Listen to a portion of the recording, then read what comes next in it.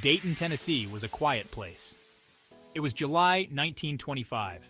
The summer heat was oppressive, but something big was about to happen. The town was about to become famous. People from all over were coming to Dayton. They wanted to see history in the making. The streets were buzzing with excitement. Reporters set up their equipment. Vendors sold their wares. The town had never seen anything like it. Hotels were full. Restaurants were packed. Everyone was talking about one thing: the trial. It wasn't just any trial. This was the Scopes monkey trial. It would pit science against religion, evolution versus creation, the old ways against the new. Dayton was at the center of it all. The whole world was watching. The courthouse became the main attraction. The Butler Act started it all. It was a new law in Tennessee. The law made it illegal to teach evolution. This included human evolution. Teachers couldn't say humans came from other animals. The law was clear. It was meant to protect traditional beliefs. Many people supported the Butler Act. They thought evolution went against the Bible. They wanted to keep their children's faith safe. But others saw it differently. They thought the law was backwards. It went against scientific progress. The stage was set for conflict. The American Civil Liberties Union got involved. They wanted to challenge the law. They thought it was unconstitutional. They put out a call for a test case. They needed someone willing to break the law, someone who would teach evolution anyway. This is where John T. Scopes came in. He was a young science teacher. He agreed to be the test case. I was just 24 years old, full of dreams and aspirations. I taught science at the local high school, a job I cherished deeply. I was quiet and unassuming, blending into the fabric of our small town. I didn't seek the spotlight, preferring a life of simplicity and peace. But I found myself at the center of a storm, a whirlwind of controversy, all because I agreed to teach evolution, a subject I believed was crucial. I wasn't trying to be a hero, nor did I see myself as one. I just believed in science and the pursuit of knowledge and truth. I thought students should learn about evolution to understand the world better. It was part of biology, an integral part of the curriculum. It was in their textbook, right there in black and white.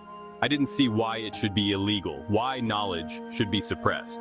I was willing to stand up for what I believed, no matter the cost. The decision wasn't easy for me. It weighed heavily on my mind. I knew it could cost me my job, my livelihood. It could make me unpopular in town, a pariah among my neighbors. But I felt it was important, more important than my personal comfort. I wanted to defend academic freedom, the right to teach and learn. I wanted to stand up for science education, for the future of our children. I became a symbol of this fight, a reluctant figurehead. As the trial approached, I stayed calm, focused on the bigger picture. I let the lawyers do the talking, trusting them to defend our cause. William Jennings Bryan was a big name. He had run for president 3 times. He was a great speaker. People called him the Great Commoner. Bryan was there to defend the Butler Act. He wanted to protect traditional Christian values. Bryan believed in the Bible word for word. He thought evolution was dangerous. It went against everything he believed. Bryan saw the trial as a chance. He could defend faith against science. He could protect children from dangerous ideas. Bryan was ready for a fight. People loved Bryan. He was charismatic and confident. He spoke with passion and conviction. Bryan believed he was doing God's work. He saw evolution as a threat to morality. He thought it would lead people away from faith. Bryan was determined to win. But Bryan was also getting old. He was 65 at the time of the trial. Clarence Darrow, defender of science. Clarence Darrow was Bryan's opposite. He was a famous lawyer. He was known for defending unpopular causes. Darrow came to Dayton to defend Scopes. He wanted to stand up for science and reason. Darrow saw the trial as a battle against ignorance. Darrow was sharp and witty. He had a quick mind. He loved to argue and debate. Darrow thought the Butler Act was ridiculous. He believed in evolution. He thought it should be taught in schools. Darrow was ready to take on Bryan and the law.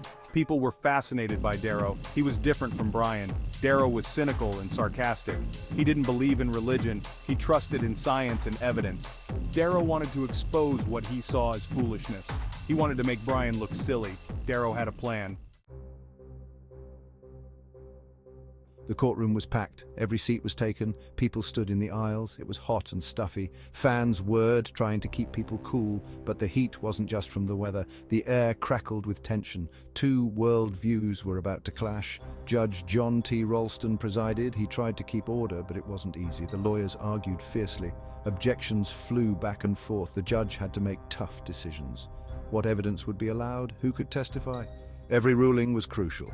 The jury sat and listened. They were all men. They were all from Dayton. Most were farmers or shopkeepers. They watched as giants battled before them. Bryan and Darrow went back and forth. Science versus faith, old versus new. The jury had to make sense of it all. Outside, the crowd grew. People pressed against the windows. They strained to hear every word. The Scopes trial was a media sensation. Reporters came from everywhere. They filled the town, eager to capture every moment. They sent stories by telegraph, ensuring the latest updates reached the masses. Radio stations broadcast updates, bringing the trial into homes across the nation. It was one of the first trials to get this much coverage, with journalists and photographers documenting every detail. The whole world was watching Dayton, a small town that suddenly found itself at the center of global attention. H.L. Mencken, a renowned journalist, was there. He was a famous journalist known for his sharp wit. Mencken wrote biting articles, often mocking the townspeople and their beliefs. He called the trial a circus, highlighting the absurdity he saw in the proceedings. Other reporters, however, were more sympathetic. They sought to understand the local perspective. They tried to understand both sides, presenting a more balanced view of the trial. The extensive coverage shaped how people saw the trial. It turned the courtroom drama into a form of entertainment. People followed it like a sport, passionately taking sides and debating the issues. They argued about it at home, in bars, and in social gatherings. In bars and barbershops, everyone had an opinion, and discussions were often animated and heated. The trial touched on deep issues, sparking conversations about science, religion, and education. It was about more than just a law. It was about the future direction of American society. It was about what America believed in and the values that would shape its future. The media attention changed Dayton forever. The small town was in the spotlight. Some people loved the attention and the excitement it brought. Others hated the intrusion and the way it disrupted their lives. The trial had many dramatic moments. One of the biggest was my plan. I called Bryan to the stand. This was unusual. I was part of the prosecution, but I agreed to testify. I wanted to defend my beliefs. It was a turning point in the trial. I questioned Bryan for hours. I asked about the Bible. I wanted Bryan to admit it wasn't literal. I struggled with some questions. I couldn't explain everything. I pressed hard. The crowd watched in fascination. It was like a duel with words. Another key moment was the judge's decision. He wouldn't allow expert testimony. Scientists had come to speak about evolution, but the judge said it wasn't relevant. This was a blow to Scopes' defense. It meant the trial wasn't really about science. It was about the law. The closing arguments were powerful. I spoke with passion. The jury didn't take long to decide. They found Scopes guilty.